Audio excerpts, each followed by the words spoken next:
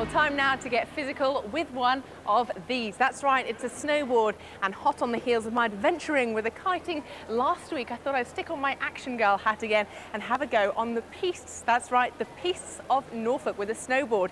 Now, it may not look much at the moment, but I can tell you with just a little bit of fiberglass between you and the snow or the dry slope, it really is not for the faint-hearted. Just take a quick look at this.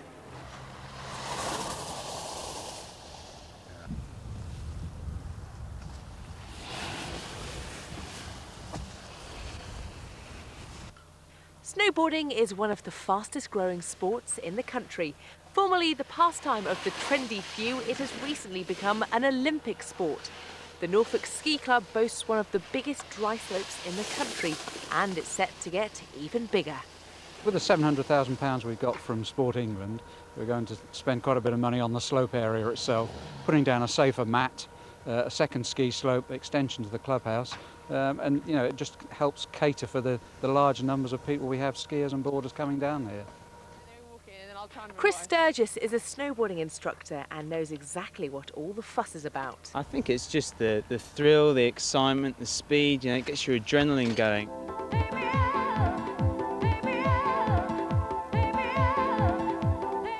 And obviously it's fantastic to be able to do it, you know, in spring, in the middle of the east of England. You're not just confined to the snow. No, I mean, that's the beauty of the slope that we've got here, you know. You can come down August, September, right in the middle of winter, and you can still have a good time on it. How much would you say it costs to start up with snowboarding lessons? I guess you have a course of lessons to start off with. Yeah, I mean, you can do a course of lessons down here. It's about £60 or £59 for, you know, about 6 hours tuition, and that will have you from never having done it before to be able to come down nicely like some of the guys out there.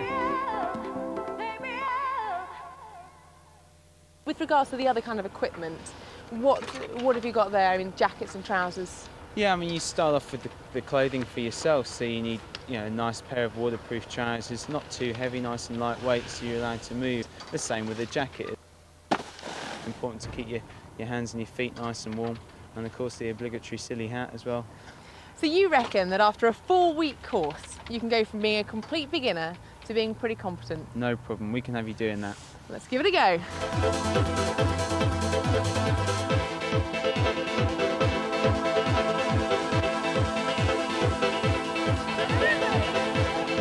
Time to go up the hill.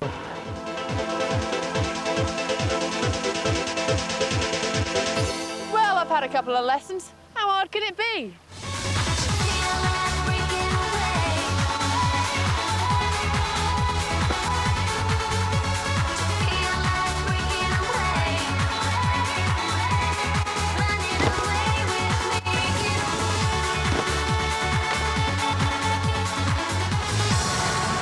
I think I've cracked it.